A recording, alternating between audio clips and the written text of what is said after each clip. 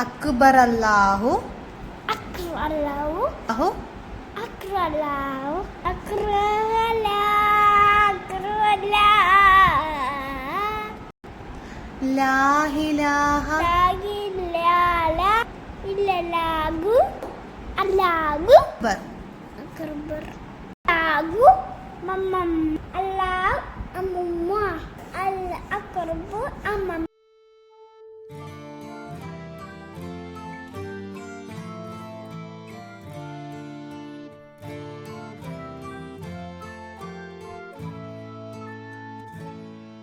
Hello, എല്ലാവർക്കും ഈദ് മുബാറക്. അപ്പോൾ എല്ലാവരുടെയും ഈ വർഷത്തെ ഈദ് അടിപൊളിയായെന്ന് വിചാരിക്കുന്നു. ഞങ്ങളുടെയും പെരുന്നാൾ അടിപൊളിയായി തന്നെ പോയി.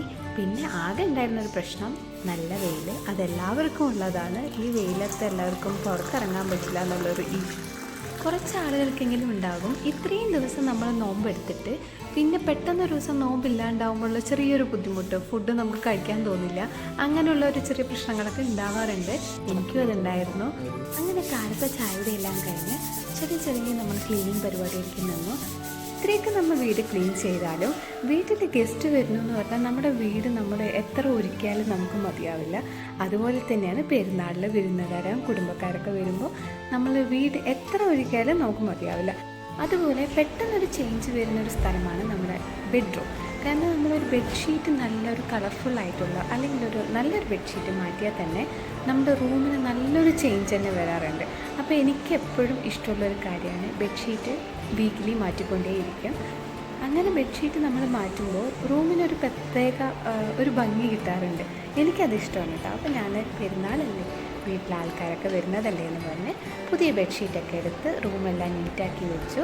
പിന്നെ അതുപോലെ തന്നെ അടുത്ത പണി പറയുന്നത് അടിക്കൽ തുടയ്ക്കൽ ഇതൊക്കെയാണ്. അപ്പോൾ നമ്മൾ വീട്ടിൽ അങ്ങനെയുള്ള പണികളൊക്കെ വേഗം വേഗം ചെയ്ത് തീർക്കാമെന്ന് കരുതി ആ പണിയിലേക്ക് വേണ്ടി ഞാൻ നിന്നു. പിന്നെ ഞാൻ എല്ലാ ബെഡ്റൂമിലും ഇതുപോലൊരു വേസ്റ്റ് ബാസ്ക്കറ്റ് വെച്ചിട്ടുണ്ടായിരുന്നു. ഇതാദ്യം വെച്ചപ്പോൾ എല്ലാവരും പറഞ്ഞു ഇങ്ങനെ ബെഡ്റൂമിലൊന്നും വേണ്ട ആവശ്യമില്ല എന്നൊക്കെ പറഞ്ഞു. പക്ഷേ ഇപ്പോൾ എല്ലാവർക്കും അത് മനസ്സിലായി. കാരണം നമ്മൾ സ്ത്രീകളാകുമ്പോൾ മുടി കുറേ ഉണ്ടാകും നമ്മുടെ താഴെ ഇങ്ങനെ കൊഴിഞ്ഞു വീഴുന്നത്. മുടി ആയിക്കോട്ടെ, എന്തെങ്കിലും ടാഗ് ആയിക്കോട്ടെ, എന്താണെങ്കിലും അങ്ങനെ ഒരു ബാസ്ക്കറ്റ് വയ്ക്കുമ്പോൾ നമ്മൾ വിളിച്ച് വാരി ഇടാണ്ട് അങ്ങനെ ഒരു എല്ലാം ഒരു ഒതുക്കത്തോടു കൂടി നമുക്ക് ചെയ്യാൻ പറ്റും. അങ്ങനെ അടുത്ത ബെഡ്റൂമിൽ വന്നു. ഇവിടെ അയിനു ഇറങ്ങി പോയിട്ട് വേണം എനിക്ക് വൃത്തിയാക്കാൻ വേണ്ടി തുടങ്ങാൻ. കാരണം അയിനുവിന് ചുറ്റി തലയാണികൾ അപ്പുറം ഇപ്പുറം വീഴാൻ വേണ്ടി കുറേ വെച്ചിട്ടുണ്ടാവും. അപ്പോൾ ഈ റൂം എനിക്ക് വൃത്തിയാക്കൽ കുറച്ച് പാടാണ്. അങ്ങനെ ഈ ബെഡ്റൂമും നീറ്റാക്കി ബെഡ്ഷീറ്റൊക്കെ വിരിച്ച് ക്ലീനാക്കി ഇട്ടു. കുട്ടികളുള്ള വീട്ടിൽ എത്ര നമ്മൾ ഭംഗിയിൽ വിരിച്ചാലും ഒരു കാര്യമില്ല, അവരൊരൊറ്റ കയറിപ്പോക്ക് അതങ്ങനെ ചുളുങ്ങിയിട്ടുണ്ടാകും. അത് നമ്മൾ എത്ര വൃത്തിയാക്കിയാലും അങ്ങനെ തന്നെ ആയിരിക്കും. പക്ഷെ ഇങ്ങനെ നീറ്റായി കിടക്കും, അതൊരു സുഖം വേറൊന്നാണ് അല്ലേ. ഈ പെരുന്നാളിലൊരു പ്രത്യേകതയും കൂടിയുണ്ട്. ഞങ്ങൾ പുതിയ വീട് വെച്ചിട്ട് ഞങ്ങളുടെ ആദ്യത്തെ പെരുന്നാളാണ്. അപ്പോൾ എല്ലാവർക്കും അതിൻ്റേതായ ഒരു സന്തോഷം എല്ലാവർക്കും ഉണ്ടായിരുന്നു.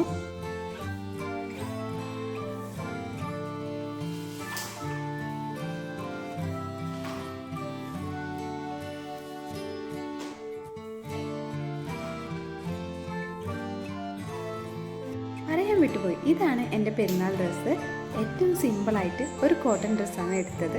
നല്ല കംഫർട്ടായിരുന്നു, ചൂടായതുകൊണ്ട് പ്രത്യേകിച്ച്. അങ്ങനെ ക്ലീനിങ് പരിപാടികളെല്ലാം കഴിഞ്ഞ് പിന്നെ കിച്ചണിലോട്ട് കയറി. തേങ്ങാപ്പാലിന് വേണ്ടിയിട്ടുള്ള തേങ്ങയാണ് ഞാൻ ചിരകിക്കൊണ്ടിരിക്കുന്നത്. ഇന്നത്തെ നമ്മുടെ രാവിലത്തെ സ്പെഷ്യൽ എന്ന് പറയുന്നത് കൈപ്പത്തിരിയാണ്. അത് ഉമ്മാൻ്റെ സ്പെഷ്യലാണ്. എല്ലാ പെരുന്നാളിലും ഞങ്ങളത് ഉണ്ടാക്കാറുണ്ട്. അത് മാത്രമേ എപ്പോഴും എല്ലാ പെരുന്നാളിലും ഉണ്ടാക്കുകയുള്ളൂ. കൈപ്പത്തിരിയും മുട്ടക്കറിയും പിന്നെ തേങ്ങാപ്പാലും. ഇതായിരുന്നു ഞങ്ങളുടെ അന്നത്തെ ദിവസത്തെ. ഉമ്മ പത്തിരി ഉണ്ടാക്കാൻ വേണ്ടിയിട്ടുള്ള തയ്യാറെടുപ്പിലാണ്, ഞാൻ മുട്ടക്കറി വെക്കാനുള്ള പ്രിപ്പറേഷനിലുമായിരുന്നു. അങ്ങനെ രാവിലത്തെ നമ്മൾ പള്ളിയിൽ അവർ പോയിട്ട് വരുമ്പോഴേക്കും ഫുഡെല്ലാം റെഡി ആവണം. അതിന് വേണ്ടിയിട്ട് ഞങ്ങൾ വേഗം വേഗം എല്ലാം റെഡിയാക്കാൻ നിൽക്കണം. സമയം വൈകി, ക്ലീനിങ് പരിപാടിക്ക് നിന്നപ്പോൾ തന്നെ കുറച്ച് സമയം വൈകി.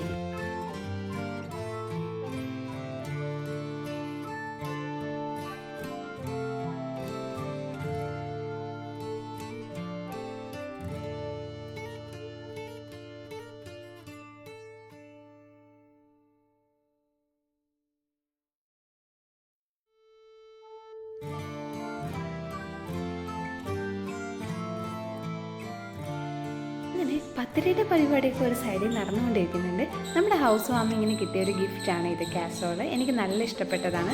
നല്ല വലുപ്പമുണ്ട്, വട്ടമുണ്ട്. ചിലത് കുഴി പോലെ നല്ല അധികം വട്ടം ഉണ്ടാവില്ല. പത്തിരി, നമ്മൾ ദോശ അതൊക്കെ ഇടാൻ വേണ്ടിയിട്ടുള്ളൊരു സ്പേസ് അതിൻ്റെ ഉള്ളിൽ കിട്ടും. അപ്പോൾ അത് കാരണം ഞാൻ വലിയ കാസറോൾ നോക്കിയെടുത്തു. അങ്ങനെ രാവിലത്തെ ഫുഡെല്ലാം റെഡിയായി. പത്തിരി റെഡിയായി, മുട്ടക്കറി, അതുപോലെ തേങ്ങാപ്പാൽ ഇതിൻ്റെ കൂടെ നല്ലൊരു കോമ്പിനേഷനാണ്. ഇതിൻ്റെ ഇടയിൽ അയിനൂന് ഇടയ്ക്ക് പോയി നോക്കണം. അയിനു നല്ല ഉറക്കമാണ്. രാത്രി ഒരുപാട് ലേറ്റായിട്ടാണ് കിടന്നത്. അതുകൊണ്ട് അയിനു വീഴുന്നുണ്ടോ എന്ന് ഇടയ്ക്കിടയ്ക്ക് പോയി നോക്കണം.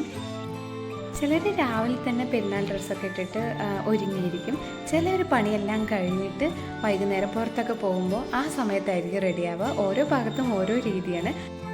ഉപ്പയും ഇക്കയും റെഡിയായി. അവർ പള്ളിയിലേക്ക് പോകാൻ വേണ്ടിയിട്ട് ഈദ് മുബാറക്ക് പറഞ്ഞ് അവരിറങ്ങി.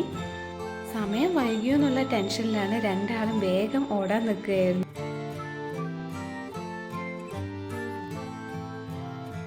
അവർ പള്ളിയിൽ പോയിട്ട് തിരിച്ചു വരുമ്പോഴേക്കും വീട്ടിൽ വിരുന്നുകാരൊക്കെ വന്നു. അമ്മായി മാമയെല്ലാം വന്നിട്ടുണ്ടായിരുന്നു. അയിനൂനെ കുറേ ഈദ് മുബാറക്ക് പറയാൻ വേണ്ടി വിളിച്ചു. അയിനു അടുത്തേക്കേ പോയിട്ടുണ്ടായിരുന്നില്ല.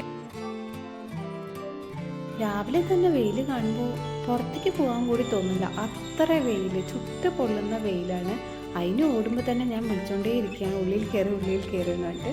അങ്ങനെ അതിന് എല്ലാവർക്കും ഈദ് മുബാറക്കൊക്കെ പറഞ്ഞ് പിന്നെ ഞങ്ങൾ രാവിലത്തെ ബ്രേക്ക്ഫാസ്റ്റ് കഴിക്കാൻ കുറച്ച് വൈകി. എല്ലാവരും ഇതുപോലെ ഈദ് മുബാറക്ക് പറയാൻ അങ്ങോട്ടും ഇങ്ങോട്ടൊക്കെ പോയിട്ട് അതൊരു സന്തോഷമല്ല അല്ലേ. അങ്ങനെ ആ പരിപാടികളെല്ലാം കഴിഞ്ഞ് എല്ലാവരും കൂടി ചേർന്ന് രാവിലത്തെ ഭക്ഷണം കഴിച്ചു. അയിനു ഈ കൂട്ടത്തിൽ കൂടില്ല. അയിനുവിനെ നേരത്തെ 2 മണിക്കൂറെങ്കിലും സമയം വേണം. അയിനുവിൻ്റെ പിന്നാലെ നടന്നിട്ട് വേണം അയിനുവിന് ഒരു 2 വായെങ്കിലും കൊടുക്കാൻ.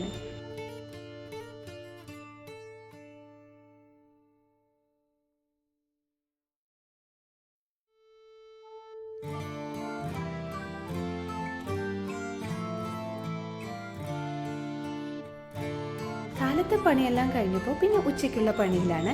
അപ്പോൾ നമ്മൾ പായസം ഉണ്ടാക്കി, അതുപോലെ ബീഫ് ബിരിയാണി ഉണ്ടാക്കി, മട്ടൻ ബിരിയാണി ഉണ്ടാക്കിയിട്ടുണ്ടായിരുന്നു, കച്ചമ്പർ, അച്ചാർ. ഇതൊക്കെയായിരുന്നു നമ്മുടെ പെരുന്നാൾ സ്പെഷ്യൽ.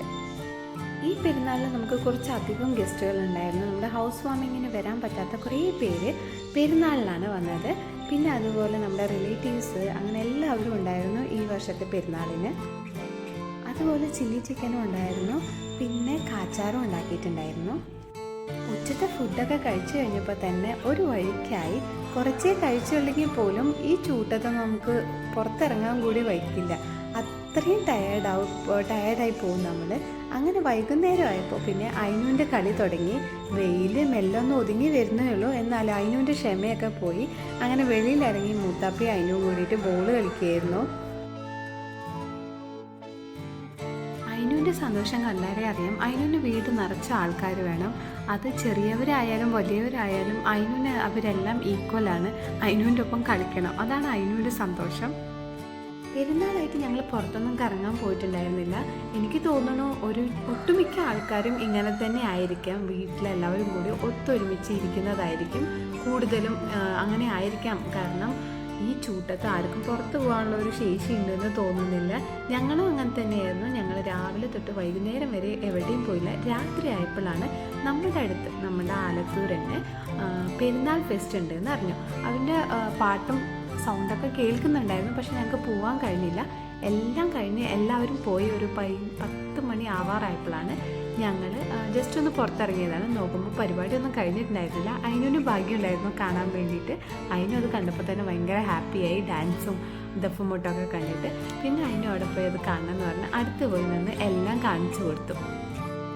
അങ്ങനെ കുറച്ച് നേരം അതൊക്കെ കാണിച്ചു കൊടുത്ത് ഇതെല്ലാം കഴിഞ്ഞ് അവരുടെ ഡാൻസ് പരിപാടിയൊക്കെ കഴിഞ്ഞ് അവരുടെ വണ്ടിയെല്ലാം പോയ ശേഷമാണ് ഞങ്ങൾ ഒന്ന് പോയത്. പിന്നെ ഞങ്ങൾ ടൗണിലൊക്കെ ഒന്ന് കറങ്ങി അതിനെ ഒന്ന് ഹാപ്പി ആക്കിയിട്ട് ഞങ്ങൾ വീട്ടിൽ പോയി. അങ്ങനെ ഈ വർഷത്തെ ഞങ്ങളുടെ ചെറിയ പെരുന്നാൾ കഴിഞ്ഞു. എല്ലാവർക്കും ഇതുപോലെ നല്ല സന്തോഷമായിട്ടുള്ളൊരു പെരുന്നാൾ ആശംസിക്കുന്നു.